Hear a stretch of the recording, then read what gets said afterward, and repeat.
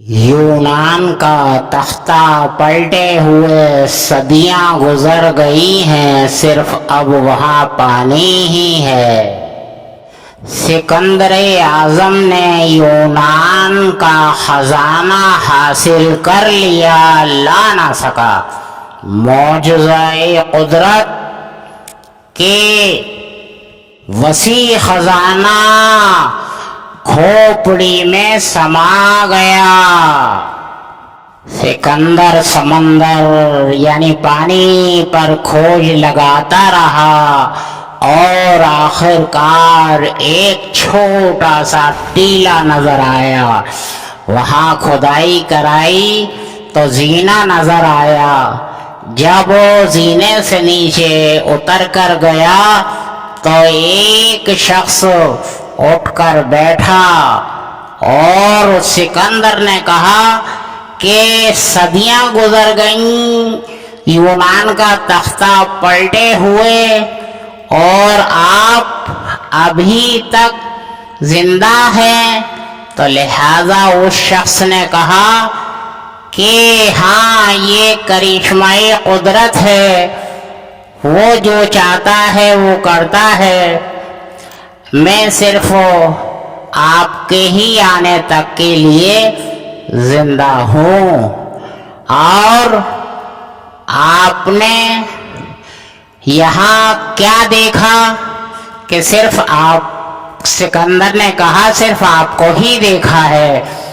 کہا کہ ٹھیک ہے، برابر کا کمرہ کھولو۔ برابر کا کمرہ کھولا گیا تو وہاں صرف انسانی کھوپڑیاں ہی تھیں۔ تو سکندر نے کہا یہاں تو صرف انسانی کھوپڑیاں ہی ہیں۔ تو اس شخص نے کہا سکندر سے کہ آپ ایک کھوپڑی اٹھا لیں اور پھر برابر کا یعنی تیسرا کمرہ کھولیں۔ جب اس کمرے کو کھولا تو بہت وسیع کمرہ تھا اور اس میں بہت زبردست خزانہ تھا۔ لہذا ہوا یہ کہ سکندر نے کہا کہ جناب، یہ تو بہت زبردست خزانہ ہے اور میں اس کو کیسے لے جاؤں گا؟ تو اس شخص نے کہا کہ اے سکندر اعظم، اس خزانے کو اس کھوپڑی میں بھرو۔ اور وہ تمام خزانہ کھوپڑی میں سما گیا اور کھوپڑی پھر بھی خالی رہی۔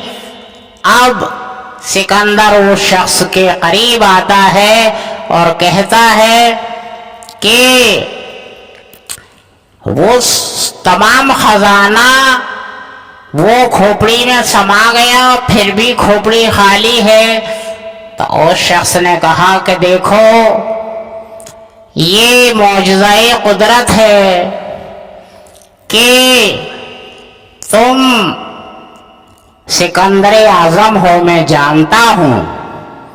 جی، صدیاں مجھے یہاں ضرور ہو گئیں، اور اللہ تعالی نے یہ بھی معجزہ دکھایا ہے کہ اللہ والے زندہ رہتے ہیں اپنے قبوروں میں، اور ان کو رزق بھی ملتا ہے۔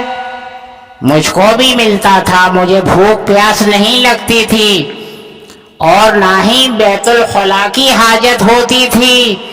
اسی طریقے سے اللہ کے ولی، اللہ کے اولیاء، اللہ کے بزرگ، اللہ کے برگزیدہ بندے اپنے قبوروں میں زندہ ہیں اور ان کو رزق بھی ملتا ہے اور ان کو بیت الخلا کی حاجت نہیں ہوتی۔